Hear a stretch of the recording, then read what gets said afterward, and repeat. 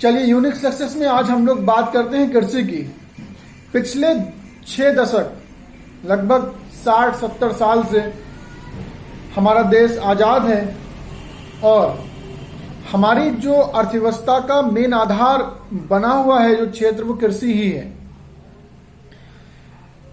कृषि में चीजें ज्यादा नहीं आ पाई। हाँ, हरित क्रांति के आने से जो गेहूं है उससे बहुत बड़ा फायदा हुआ और जो गेहूं हमारे खेतों में एक जमाने में 1 बीघा में 70-80 किलो होता था, वो आज अगर मेहनत कर ली जाए और किसी खेत का बेस्ट निकाला जाए पूरी मेहनत से, तो 5 क्विंटल तक 1 बीघा में निकाला जा सकता है। वैसे आजकल 3 या 3.5 क्विंटल पर बीघा जो वो माना जाता है। यही हाल था कि देश में पहले जमीन ज्यादा थी और किसान बहुत ज्यादा थे, लेकिन फिर भी भुखमरी आती थी। लोग यहाँ खाने को पैसे नहीं होते थे, अनाज नहीं होता था, क्योंकि जमीनें ज्यादा थी लेकिन पैदावार बहुत कम थी। लेकिन हरित क्रांति की आने की वजह से पैदावार बहुत बढ़ी। और आज जो मैं आपसे कह रहा हूं, अगर आप किसी किसान से ये सीरियसली बात करेंगे कि क्या 1 बीघा में 5 क्विंटल हो सकता है, तो वो कहेगा हाँ, अगर मेहनत की जाए और बीज की गुणवत्ता अच्छी हो और बहुत ज्यादा देखभाल की जाए तो हाँ, हम 1 बीघा से 5 क्विंटल गेहूं निकाल सकते हैं।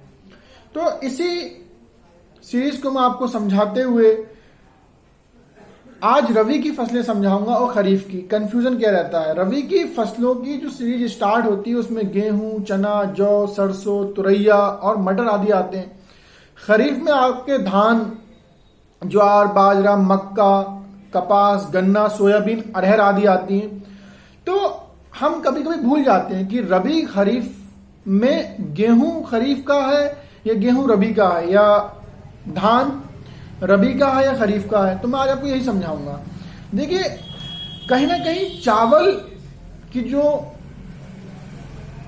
चावल से जो है खांसी में या बुखार में चावल खाने को मना किया जाता है, क्योंकि चावल ठंडा माना जाता है और गेहूं उसके मुकाबले गर्म माना जाता है। गेहूं में कोई भी बादीपन या खराब कोलेस्ट्रॉल वगैरह नहीं होता, तो हम गेहूं को गर्म ही मान के पढ़ेंगे। लेकिन गेहूं ठंडे दिनों में होता है, ये आप ध्यान रखना। तो गेहूं जो है वो रबी की फसल है। अब देखिए, रबी, सूरज को रबी कहते हैं, सूरज रबी है, सूरज भी गर्म है और सूरज का एक नाम क्या है, रबी। तो हम रबी से ध्यान रखेंगे।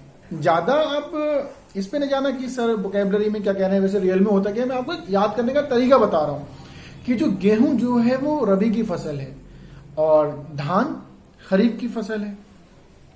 तो गेहूं, चना, जौ, सरसों, तुरैया, मटर, ये सारी जो मैंने फसलों के नाम लिए, ये सब रबी की फसलें हैं। अब हम खरीफ का एक बार पढ़ते हैं।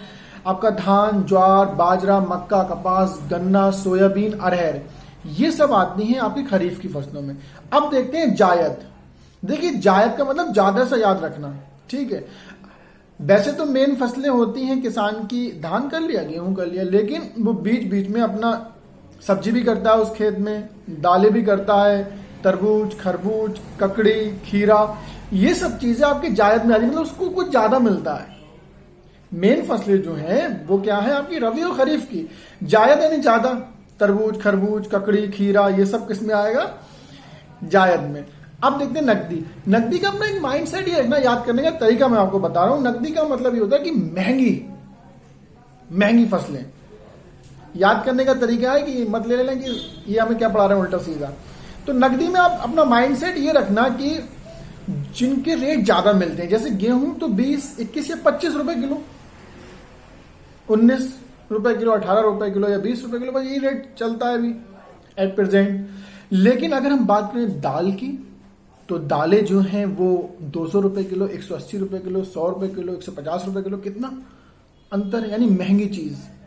नकदी, कैश। तो तिलहन तेल कितना महंगा हो गया, खाना तेल आप देखें, सरसों का 200 रुपए लीटर, महंगा है भाई, और गेहूं और धान के मुकाबले ज्यादा है। तो आप ध्यान रखें, ये दलहन, तिलहन, गन्ना तो एक बार आप वो 2 बार उसकी फसल काटो और कितना रेट मिलता है उसका।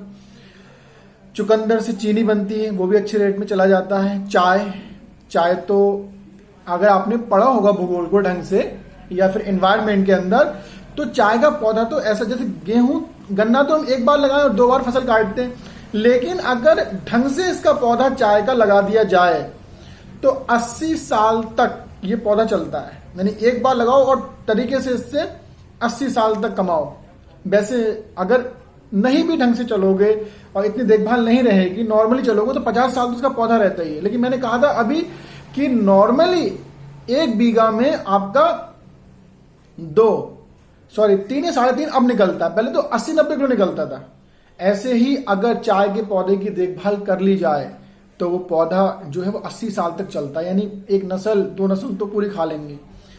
तो तिलहन, गन्ना, चुकंदर, चाय, कपास, जूट, मेस्टा, कहवा, तंबाकू, दलहन, ये सारी चीजें आपकी नकदी में आती हैं। जायद मैंने भी आपको याद करने का तरीका बताया। खरीफ की फसलें मैंने आपको ध्यान ला दी हैं और रबी की फसलों की मैंने आपको याद करने की ट्रिक दे दी है, कहीं ना कहीं इशारा दे दिया कि आपको याद रहेगा। अगर ये चीज और इस सोच के साथ पढ़ना आपको पसंद है तो प्लीज इसको शेयर करें, आप भी सब्सक्राइब करें, लाइक करें और कमेंट करके मुझे ये बताएं कि मुझे क्या चीज और अच्छी करना चाहिए या आपकी समझ में आता है या नहीं। तो प्लीज इसको लाइक और शेयर जरूर करें।